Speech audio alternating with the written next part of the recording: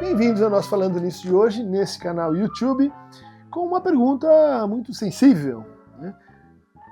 JHP-V1W, há um ano, né, no vídeo sobre ateísmo, em psicanálise, pergunta: boa noite, Dunker, obrigado por mais esse excelente vídeo, aproveitando, sou praticante do Zen Budismo. Faz anos, e a relação do Zen com o vazio, rejeitando a lógica e a forma, sempre me instigou. Seria possível falar sobre a meditação silenciosa e o misticismo do silêncio? Tudo de bom, João. Vamos tentar falar sobre o silêncio. Também a pergunta de Nelson Mateus 2384, há 9 anos, no vídeo Psicanálise e Anarquismo. Professor Dunker, seus vídeos são excelentes. Tem uma questão que vez ou outra ela ressurge para mim, que é: qual o papel do silêncio numa análise? Por que um analista lacaniano é mais silencioso? Desde já, muito grato pela sua atenção. Umas excelentes perguntas, né? Elas têm uma verticalidade aí ligada às tradições mais orientais, o budismo, o zen budismo, mas também a gente podia colocar aqui o taoísmo, certas vertentes do jnanaísmo, do hinduísmo, né, que vão valorizar a experiência do silêncio. A gente vai ter um correlato aproximado disso na tradição mística, né, do Ocidente.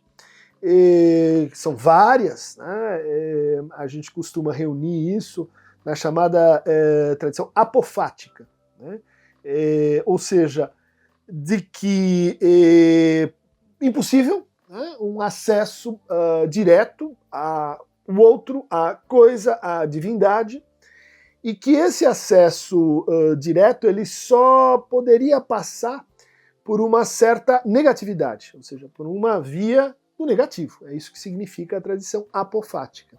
Né? Ela começa lá com Santo Agostinho e a discussão que ele tem, recuperada depois pelo Nietzsche, né? O que havia antes do bem e do mal? O que havia antes do céu e da terra? O que havia antes da criação? E ele responde: olha, havia o Abgrund, o Umgrund, havia o abismo. Essa tradição ela vai, portanto, pensar o que vai acontecendo na dimensão, né, da perda do visível, né, do escuro, né, do dentro da terra, do que vai se tornar lá no século, principalmente no século XI, no século XII, né, a experiência de certas mulheres, né, chamadas místicas, as beguinas, as free spirit, né, as místicas da Renânia, que vão justamente trazer essa ideia de que a mística não quer dizer assim a crença em outros mundos, a dimensão assim do mito, que é uma dimensão de fala, portanto, né? O mito é uma narração. Mas essa imediaticidade, esse encontro, né, com a divindade, ele deve ser atravessado por um certo silêncio. Um silêncio que, assim, ele está muito ligado a algo que aparece nessa tradição das místicas, né, cristãs, que é o fato de que isso se transmite pela escrita, né? Não mais por orações, por preces, né, por missas, né, mas pela escrita. E a escrita ela traz, né, não sei se dá para perceber, uma dimensão de silenciosidade, né, uma dimensão de leitura em silêncio, escrita em silêncio. Você pode fazer a leitura em voz alta também, mas essa dimensão passa pela introdução do grande tema do espelho, né, na experiência com o outro, que também vai aparecer, né? Olha lá, superação do narcisismo na psicanálise, né? Superação das imagens, Maya da ilusão para os hindus, superação das vontades, dos desejos, no sentido do apego, né? O apego às nossas ilusões, né? no zen budismo, e que vai então aparecer de uma forma muito interessante, né? Nesse tema do taoísmo, que é o vazio mediano central, né? Entre o yin e yang, você tem essa linha divisória. Essa linha divisória é um instante de transição, é um momento de passagem, é o Abgrund, né? O abismo, é aquilo que separa e que é marcado pelo silêncio. Posto isso, A gente pode, então, ligar a psicanálise, né, como uma experiência que vai retomar essa problemática. Né? Vai retomar essa problemática numa dimensão mais laica, né, numa dimensão do tratamento do sofrimento, né, e que vai colocar em jogo isso que é a própria definição do místico, definição, vamos dizer assim, laica da experiência mística. Místico quer dizer o indizível, né, o que não pode ser dito, o mudo, né, e que faz parte, veja só, da linguagem. Você só pode afirmar, né, aquilo que a gente diz, aquilo que propõe, aquilo que pode ser dito, o verdadeiro, as estruturas de ficção, os mitos, né? Bom, isto presume, né, está presumido por algo anterior e posterior, vamos dizer assim, as duas coisas, que é o silêncio, que é a pausa, que é o intervalo, que é o hiato. Né? Veja, como na música, se não houvesse um intervalo de silêncio, não haveria música. Né? Haveria talvez, né, o som, mas não a música. Também na experiência da fala, né, a gente tem a composição dos fonemas, a gente tem o significante, a gente tem um intervalo entre os significantes. Esse intervalo é o quê? Silêncio. Ou seja, a gente precisa perceber o silêncio como um silêncio para poder escutar. Mas isso parece tão óbvio que a gente esquece. Né? A gente se atém demasiadamente àquilo que não comporta muito silêncio. Aliás, é um problema da modernidade, é um problema contemporâneo. Né? O que não comporta silêncio? Os pensamentos, né? O fluxo de imagens, o fluxo da consciência. Né? Você pode dizer, é difícil você traduzir, ainda que o Zen budismo tente fazer isso. Né? A dimensão desse silêncio do pensamento, né? A partir do... A ideia de silêncio vem da linguagem, não vem do pensamento. Né?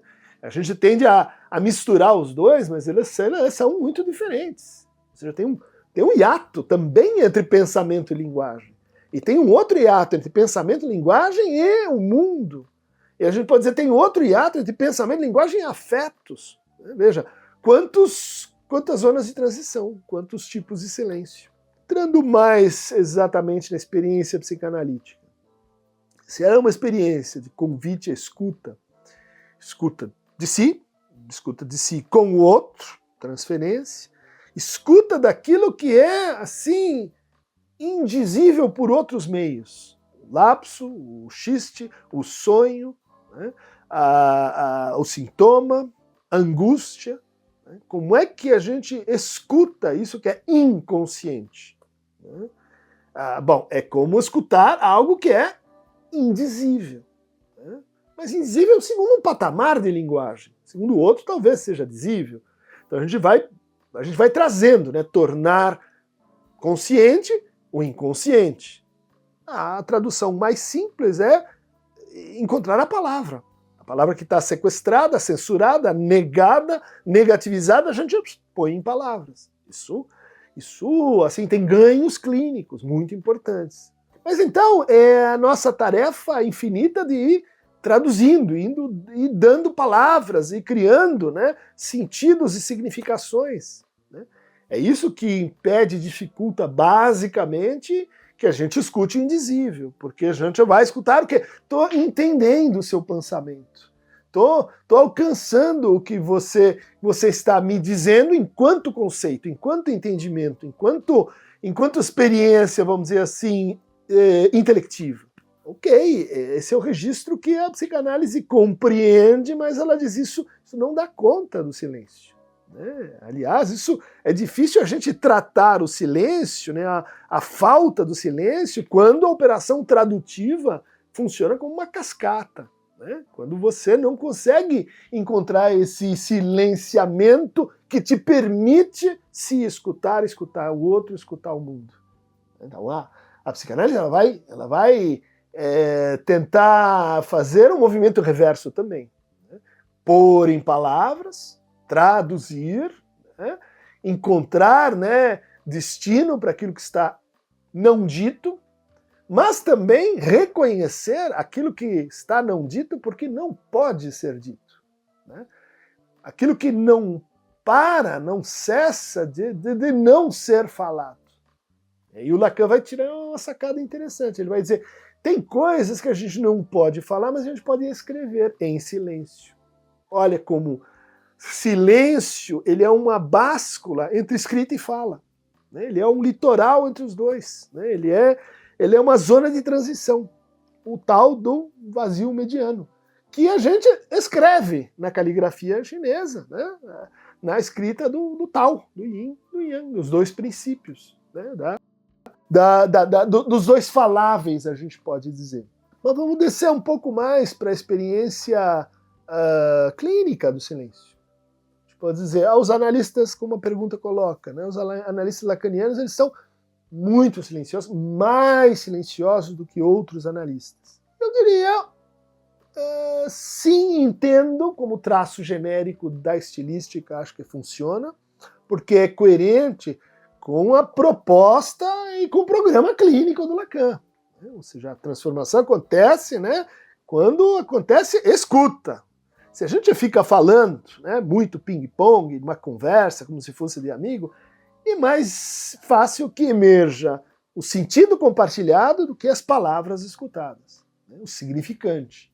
Então, essa atenção ao significante vai trazer uma atitude de fundo de silenciamento. Mas não é um silenciamento passivo. Né? Isso o Lacan desde o começo insiste. Né? É um silêncio ativo, é um silêncio de espera, mas é também um silêncio de acolhimento do silêncio do paciente. Esse é o teste clínico para a transferência. Né? Quando começa uma análise, não quando o paciente começa a vir, né?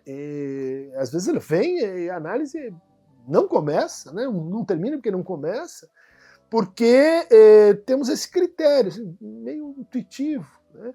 A análise começa quando a gente pode ficar em silêncio, quando a gente respeita o silêncio, quando o silêncio faz parte, quando o silêncio não é bloqueio de palavra. Aí a gente diz, resistência, vamos superar, vamos trazer para a palavra. Né? Mas tem esse outro silêncio. E como decidir, como reconhecer silêncios diferentes, se o silêncio é, em princípio, uma noção negativa, é a ausência da palavra?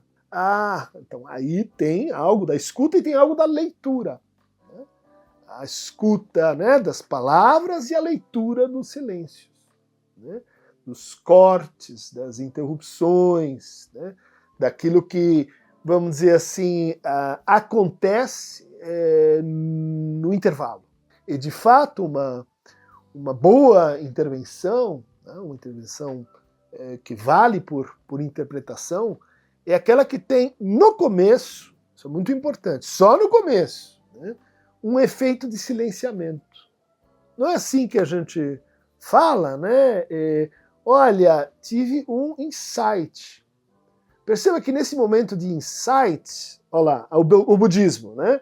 A iluminação, samadhi, o nirvana, né? Algo se revela, apofântico. Tá lá, a experiência direta com o outro, que só pode ser uma experiência assim, com o indizível.